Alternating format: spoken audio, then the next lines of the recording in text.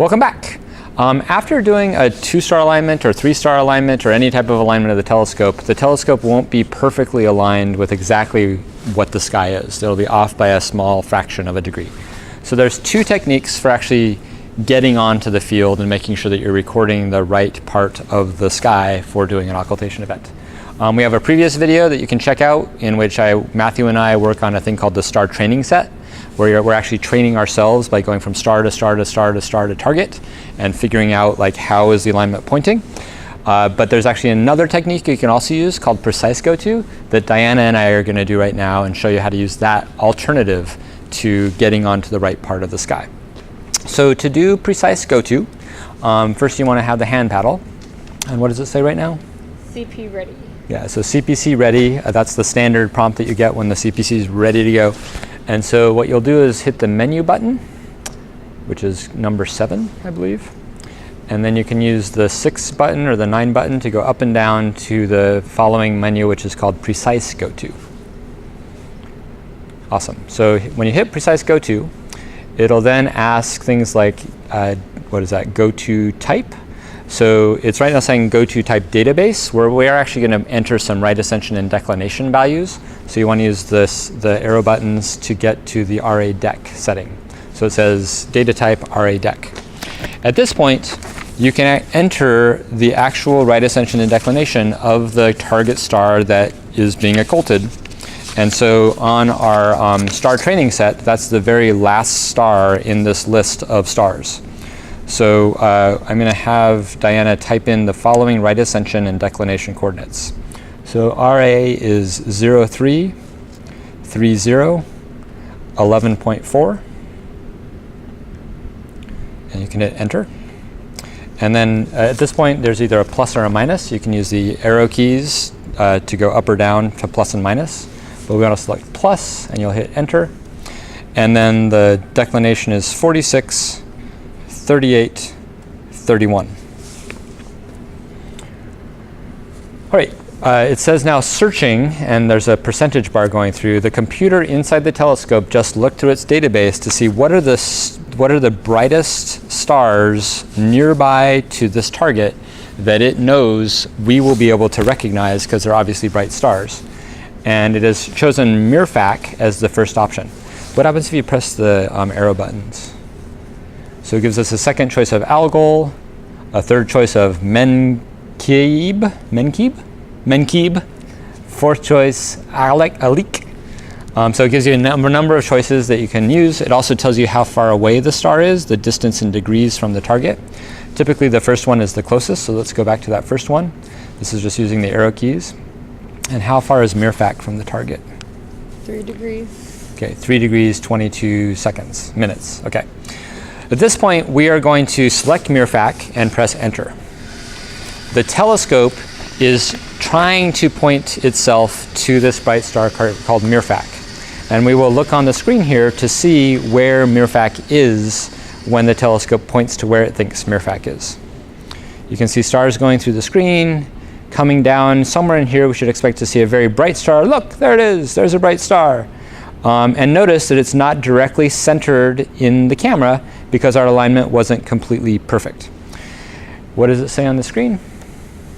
Center MIRFAC.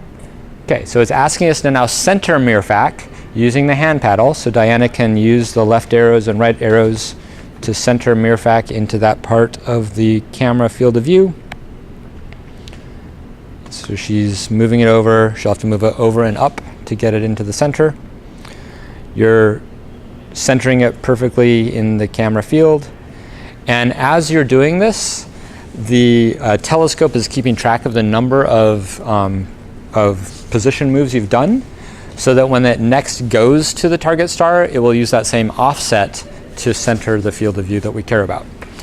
And what does it say on the hand paddle? So it says enter. And so after we've centered MIRFAC, you press enter.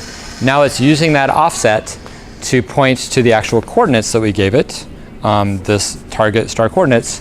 And so it should now center in the middle of the camera where the target actually is.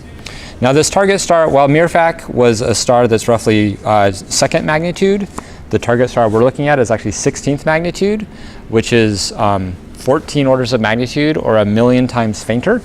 And so just like in the previous video, we'll want to increase the sense up by pressing down the camera button on the menu and changing the sense up from ×8 to ×128, which is the most sensitive we can make the camera. So you go down and up and over. This is actually going to integrate 128 frames, with each frame being 1/60th of a second, so these will make 2-second exposures. In a couple of seconds, this will become brighter and brighter and brighter.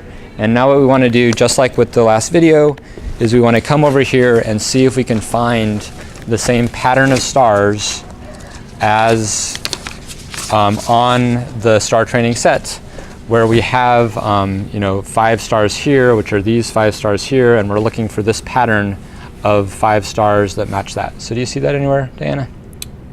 Yeah, I think these stars here correspond to these ones. Right, exactly. So these 5 stars correspond to those 5 stars, and there's an arrow here that shows us that the target star we care about is between those 2 stars. And so it's like somewhere right in there, and again, it's a really faint star because it's 16th magnitude. But if you get to this point where you're actually able to look at the stars and confirm that the patterns there exactly match the patterns here, you know you're in the right place, you know you're on target, and that you are ready to observe the occultation event. Any questions, Diana? I don't think so. Ready to observe. Ready to observe. So this is called the precise go-to technique.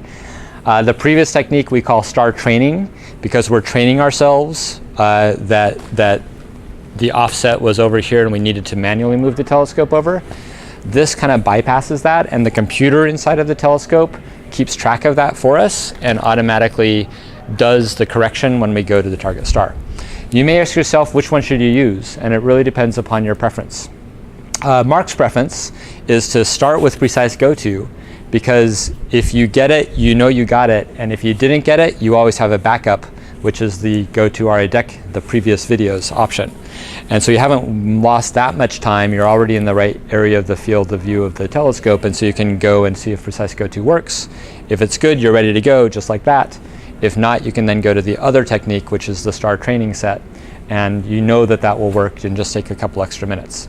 Because I like to have more students have you guys be able to use the telescope more and point to more things and become more comfortable with the telescope, I typically train folks to basically be able to use the other video, the star training set, to get to the right, to get to the star field, and then use this as just something that you know you can use if you ever want to use it. So that was probably more words and more confusion than you needed, but hopefully this helps explain how precise go-to works and how it's essentially the same as star training, but the computer's doing the thinking instead of us doing the thinking.